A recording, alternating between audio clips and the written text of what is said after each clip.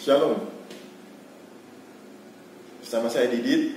Dan akhir-akhir ini Bapak Ibu Saudara, banyak sekali tuduhan-tuduhan yang dialamatkan kepada kita sebagai orang Kristen bahwa Alkitab orang Kristen itu palsu, ya. Jadi mereka menuduh bahwa ketika Alkitab kita diterjemahkan ke dalam berbagai bahasa, ada ayat-ayat ataupun pasal yang dipalsukan. Seperti itu ya, itu tuduhan mereka.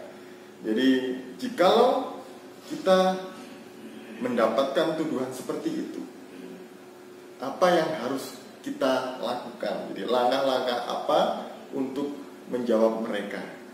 Yang pertama adalah ambil waktu untuk berdiam diri sejenak, gitu kan? Berdoa dalam hati, minta pimpinan Roh Kudus supaya Ia memberikan kita hikmat dalam menjawab semua pertanyaan itu. Kemudian yang kedua, tanyakan siapa yang memalsukan Alkitab. Balik bertanya kepada mereka, kalau Alkitab kita dipalsukan, siapa yang memalsukannya, gitu kan? Jadi mereka bilang orang Yahudi, itu orang Kristen. Tapi jangan asal tuduh seperti itu. Tolong sebutkan siapa orangnya, yang spesifik. Yang ketiga, kapan waktunya?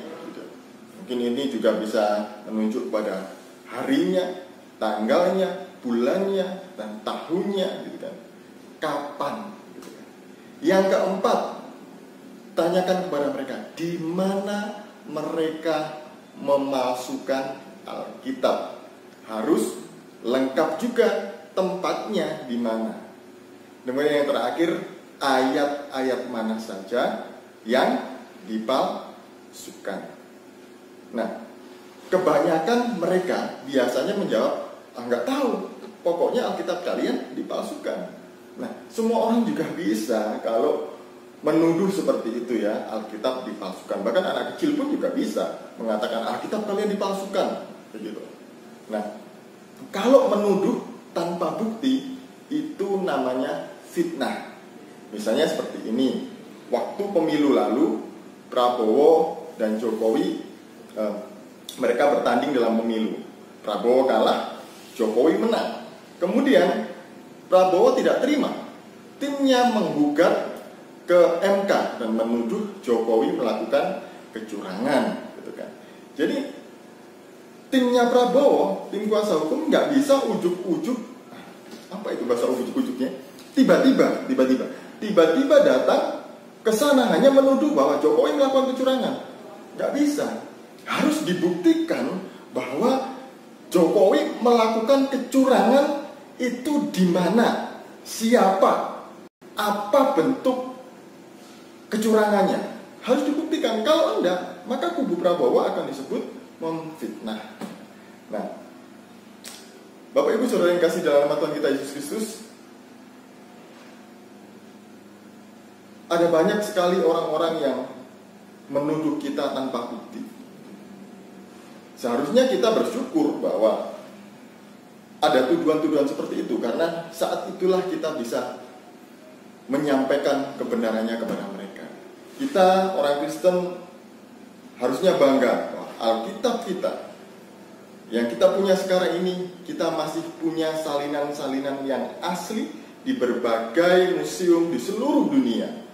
Misalnya pada tahun 947 gitu kan, ditemukan naskah Qumran. Jadi naskah Qumran ini pertama kali ditemukan oleh seorang yang bernama Muhammad Azib. Jadi dia ini adalah seorang penggembala yang sedang menggembalakan dombanya di sekitar gua Qumran. Iseng-iseng dia lempar-lempar batu ke gua ya, ke mulut gua. Tiba-tiba ketika dia lempar-lempar itu ada bunyi prang gitu. Nah, dia penasaran bunyi apa itu di dalam gua. Akhirnya dia masuk dan dia cari. Ternyata di sana ada periuk-periuk yang isinya itu gulungan-gulungan.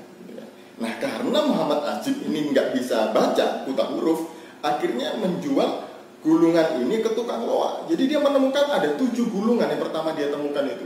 2 diantaranya adalah naskah kitab Nabi Yesaya dan dijual ke seorang tukang loak yang bernama Kandu. Nah, Kandu ini adalah anggota dari gereja Ortodok Syria. Nah, entah bagaimana ceritanya ketika sampai di Kandu, kemudian naskah-naskah ini sampai ke tangan seorang ilmuwan Yahudi namanya Profesor Eliezer Sukenik, gitu ya. Nah, setelah diteliti ternyata ini adalah naskah kitab Nabi Yesaya, gitu kan. Ditanya di mana menemukannya, di Gua Qumran. Setelah itu ditutup tempat itu untuk suku Badui dan kemudian dilakukan penggalian pada tahun 1952 dan ditemukan ada 11 gua yang di dalamnya ada 524 naskah gulungan-gulungan kitab, gulungan-gulungan, dan 127 itu adalah kitab suci Perjanjian Lama kecuali kitab Ester. Nah, ini adalah penemuan yang terbesar di abad itu. Dan kemudian saya mengambil contoh, salah satunya ada naskah yang ditemukan di gua yang keempat. Itu naskah dari kitab Perjanjian Lama. Itu Kejadian pasal 1 ayat 1, ya. Kalau Bapak Ibu Saudara mau mencari di Google bisa. Itu 4, kodenya 4 Q Gen. 4 itu adalah gua keempat yang ditemukan kitab ini. Kemudian Q itu adalah Qumran, Gen itu adalah kitabnya. Jadi Genesis, Kejadian. Atau kalau Bapak Ibu mau cari di Google, ketik saja naskah Qumran, naskah gua Qumran. Nah, nanti semuanya akan keluar itu ya, naskah-naskah yang ditemukan di sana. Nah, kembali ke Kejadian 1 pasal 1. Di sana di naskah ini tertulis Bereshit bara Elohim et ha samayim we et ha aretz.